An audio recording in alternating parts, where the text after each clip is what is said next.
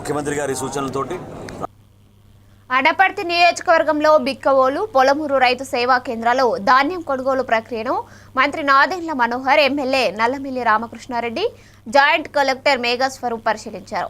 రైతులతో మాట్లాడిన మంత్రి ప్రభుత్వమే రైతులకు భరోసా అని కొనుగోలు చేసిన 24 గంటల్లోనే డబ్బులు ఖాతాల్లో జమ అవుతున్నాయని తెలిపారు.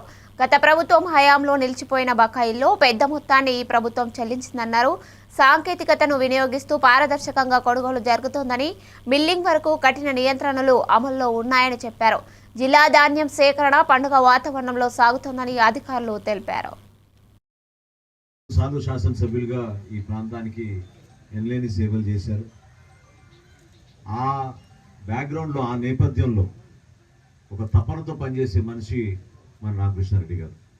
మనస్ఫూర్తిగా మిమ్మల్ని అందరూ కూడా ఆశీర్వదించాలి. ఎందుకంటే నేను చూశాను, నేను ఈ మాటను ఎందుకంటే జాయింట్ కలెక్టర్ గారు, ఆర్డీఓ గారు, అదేవిధంగా పౌర సరఫరాల శాఖ సంస్థ చైర్మన్ సుధీర్ గారు, అదేవిధంగా వరకు నమస్కారం. చాలా సంతోషం. ఇవాళ ఈ ధాన్యం కొనుగోలు విషయంలో ఒక అత్యద్భుతమైన ప్రక్రియతో మన పౌర సరఫరాల శాఖ మంత్రి శ్రీ నాదెండ్ల మనోహర్ గారు చొరవ తీసుకుని ముందుకు వెళ్ళడం జరుగుతూ ఉంది.